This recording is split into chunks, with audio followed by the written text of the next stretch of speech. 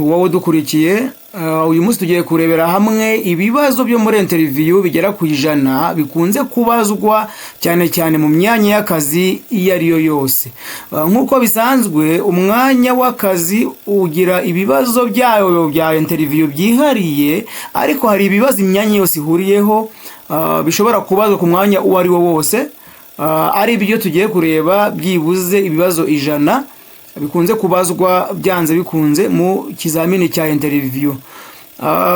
Parti ya mbere rero tugiye kureba ibibazo 20 by'ibi ngibi 100. Nukuvuga ngo tuzareba parti ya mbere, ya kabiri gukomeza kuzamuka kugeza ku bibazo 100. Muri iyi parti ya mbere tureba ibibazo 100 bikunze kubazwa ku myanya iyo ari yo yose y'akazi. Ishobora kuba umwanya w'ubwarimu, cyangwa se ikaba umwanya w'ubuyobozi, cyangwa se imyanya yo mu biro. Ibi bibazo ko ari 100 bikunze kubazwa mu kizamini cya interview. Ngero tugiye kubana nkuko bisanzwe, nitwa Alphonse Ndagijimana. Umuryango official bati turamenyesha abantu bose baprayinze ku myanya yose y'akazi ko tubafitiye document, ubwo ni ibibazo n'ibisubizo byo kwifashisha mu gutegura ikizamini cy'akazi ku myanya iyo ari yo yose y'akazi, yaba head teacher, DOS, taxation, accountant secretary, English Kinya teacher A0, math and physics teacher n'indi myanya yose isigaye. Ubikeneye yaduhamagara kuri telefone zikurikira 0788 41 250 81, 0788 41 250 81. Umuryango official. Ikibazo cya mbere ni iki ngiki tureba ngo tell us about yourself. Nukuvuga ngo tubwire wowe ubwawe, twibwire, ivugeho wowe ubwawe.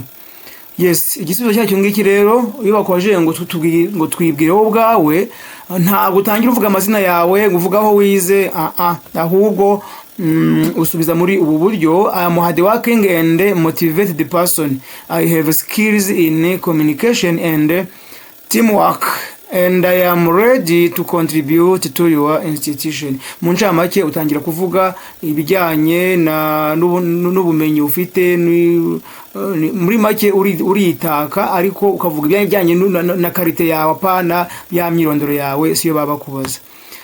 Ikibazo cya kabiri: why do you want this job? Ese kubera iki wumva ushaka kano kazi? Yes, answer yacyo ni ngiyi, uzasubiza muri ubu buryo: because I have the required skills and I am passionate about this field. I want to grow professionally while contributing to the organization.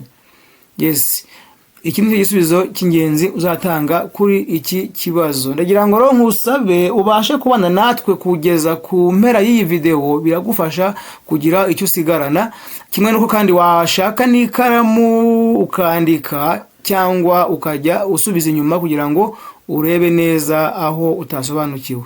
Question number 3, ubwo ni icya gatatu: what are your strengths?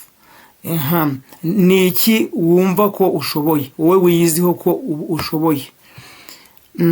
The expected answer is this one: good communication, teamwork, time management and problem solving skills. Question number 4, what are your weakness? Ni hehe wumva ugira intege nkeya? The answer is this: sometimes I focus too much on details, but I am improving my time management. Ikibazo cya gatanu: why should we hire you? Ese ni ukubera iki, kuki wumva ko ari wowe twahitamo? Answer: because I am dedicated, quick to learn, and ready to work hard to achieve the institution's goal. Yes. Question number 6. Describe a time you worked in a team. Noneho ngo tubwire igihe wabashije gukorana n'ikipe y'abantu runaka byari bimeze bite? Answer is this one. I worked with colleagues on a project and we shared the responsibilities. Good communication helped us succeed. Hano uzavuga uko byakugendekeye wakoranaga n'abantu benshi, ni muri make byagenze bite, ni mwakoranye mute? Yes. Question number 7. How do you handle stress? Ese ni gute ukemura ikibazo cya stress igihe wahuye nacyo mu kazi? The answer is this one. I stay organized, prioritize task and remain calm under pressure. Yes, nkomeza kuba organized kandi nkaroyenjinga task ngendeye kuzingenzi zihutirwa, hanyuma nkakomeza kuba calm under pressure. What is your greatest achievement? Ni kihe kintu cy'ingenzi wumva waba waragezeho mu buzima? The answer is this one. Successfully completing my education, training and gaining practical skills in my field. Nurumva icyo wagezeho cya mbere avuga ko ubwo ari igihe cya mbere warurangije amasomo yawe, warurangije kwiga cyangwa se amahugurwa runaka, hanyuma ukabona ubumenyi muri field yawe urimo. Hanyuma question number 9. Where do you see yourself in 5 years? Uribona ute nyuma y'imyaka 5? Mu myaka 5 urumva uzaba umeze ute? The answer is this one. I see myself improving my skills and taking more responsibilities in this organization. Yes. Question number 10. Cyanga ikibazo cya 10. Do you have any questions for us? Ese waba utufiteho ikibazo cyangwa ikibazo wumva watubaza? The answer is this one. Yes, I would like to know about growth opportunities in this organization. Question number 11. What experience do you have in this field? Ese nubuhe bumenyi nubuhe bunararibonye waba ufite muri iyi domain? The answer is this one. I have relevant experience and practical skills that match the job requirement. Question number 12. How do you manage your time? Ese igihe cyawe ukimanaging gute? The answer is this one. I prioritize tasks and use schedule to complete work on time. Nuvango naranja akazi kanjye ngendeye kubyihutirwa, hanyuma nkabitondeka then kugira ngo mbashe kurangiza akazi kanjye neza kandi ku gihe. Number 13. How do you deal with difficult people? Ese ni gute witwara igihe uri kumwe n'abantu bafunze mu mutwe cyangwa se abantu bakomeye bagoye baruhije? The answer is this one. I remain calm, listen carefully and respond professionally. Okay. Number 14. What motivates you? Ni iki kikongerera imbaraga mu kazi? The answer is this one. Achieving goals and improving my skills. Number 15. What makes you different from other candidates? Niki kigutandukanye n'abandi bakandida? Muri make kuki ari wowe twahitamo cyane, niki kintu rusha abandi bakandida? The answer is this one.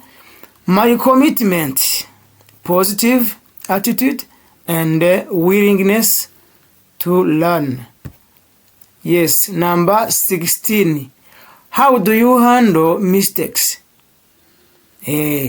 Noneho ni gute ukemura ikibazo cyabaye? How do you handle mistakes? Ni gute ubasha gukemura, ni gute wakemura ikibazo runaka? I accept them, learn from them and improve. Nukuvuga ngo ndabanza nemere ko amakosa yabayeho, hanyuma nyigireho nindangiza nyakosore. Number 17. how are you comfortable working under pressure? Ese washobora kwihanganira cyangwa se washobora gukora under pressure, washobora gukora ku gitutu? Yes, the answer is yes. I stay focused and organized. Number 18. What is your leadership style?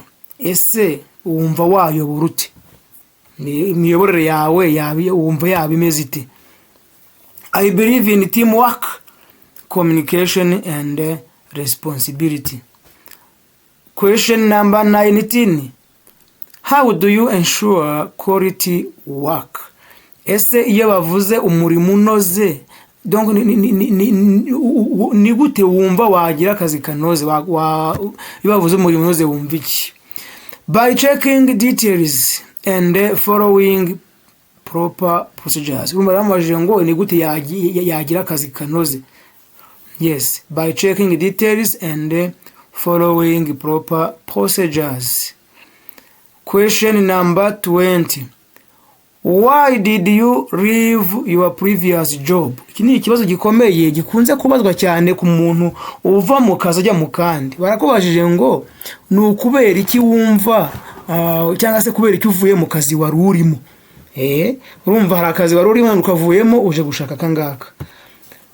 The answer is this. I'm looking for new challenges. Ndashaka kubona impinduka and growth opportunities. Yes. Rero bibazo byose birarangiye, bya nkuko nabwe tubere bibazo 20 birarangiye. Part ya mbere na tuisoreje. Watch part 2 numango turabashishikariza kuzareba part ya kabiri, nayo izaba irimo ibindi bibazo 20 gutyo kugeza ibibazo 100 by'ingenzi bikunze kubazwa muri interview. Ariko ni general equations, ntago ari ibibazo bibazwa ku mwanya umwe uri specific, ahubwo tuma turareba ibiri rusange. Mbibutsa kandi yuko umuntu akeneye n'ibibazo biri ku mwanya runaka, nabyo nta kibazo twabafasha kubibona mu buryo buboroheye kugira ngo mukore ikizamini neza kandi mubashe gutsinda. Ndabashimiye rero ko mwabanye natwe muri kino kiganiro. Kwitanga kwanyu nibyo bitugira abo turibo. Ndabararikira kuzakurikira igice cya kabiri. Nge nari Alphonse Ndagijimana, nkuko natangiye mbivuga, ubakunda kandi ubifuriza ibihe byiza byuzuyemo ibyiza byose mwifuza. Uramutse hari comment ufite watwandikira hasi, cyangwa uramutse ushaka ibibazo by'ibizamini bya kazi, ibyo byose watwandikira muri comment. Naho utaha.